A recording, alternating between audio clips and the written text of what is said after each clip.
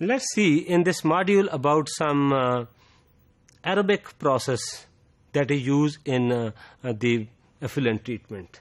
As we have seen in our previous module, that is the trickling filters. So as concerned the trickling filter, the term filter in this operation is a misnomer, as the action of the trickling filter is not one of the filtration, but rather it is fixed film bioreactor. Settled effluent to be treated is passed down through a packed bed counter current to flow of air. The microorganisms adhering to the packing matrix absorb oxygen from the upflow air and the organic matter from the down-flowing effluent.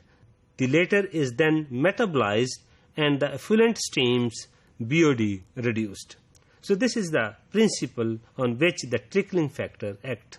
So the effluent trickles gradually through the bed, and a slime layer of biological active material including bacteria, fungi, algae, protozoa and nematodes forms on the surface of the sport material.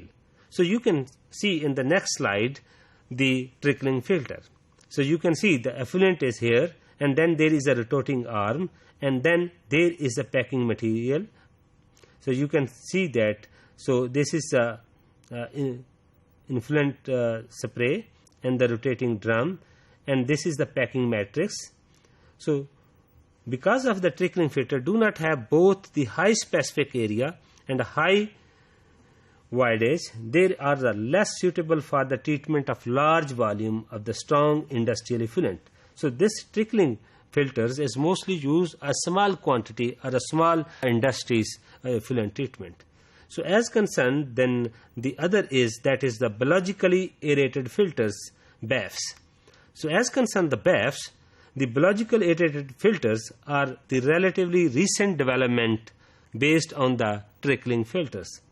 They consist of a packed bed which provide the sites for the microbial growth through which air is passed out, but unlike the trickling filters, the reactor volume is flooded with the effluent to be treated with the passed upward or downward through the reactor. So the combination of the aeration and the filtration allows a high rate of BOD and ammonia removal together with the solid capture, so that the sedimentation tank may not be required.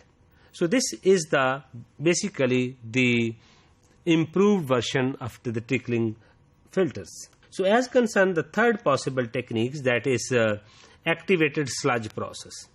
So as concerned the activated sludge processes, the basic activated sludge process, you can see the whole diagram in the next slide, consists of the aerating and the agitating the effluent in the presence of the flocculated suspension of the microorganisms on a particulate organic matter, which we called as activated sludge. So in this whole story is what is activated sludge.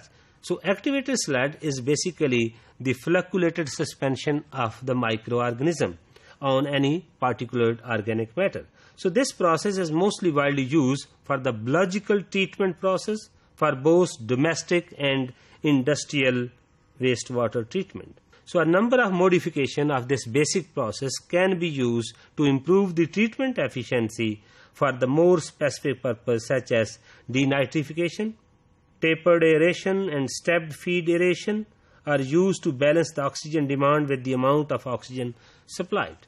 So here you can see that the simplified cross section of activated sludge. So you can see that it is the aeration basin, and effluent comes from this side, and then it goes to the settlement basin, and this you can collect here the treatment effluent, and then there is the return of the sludge back to that, and that is the waste sludge. So this is basically the cross section of the activated sludge process. So as concerned the contact stabilization exploits the biosorption process and thereby allows the considerable reduction in the basin capacity up to 50% for a given water throughput.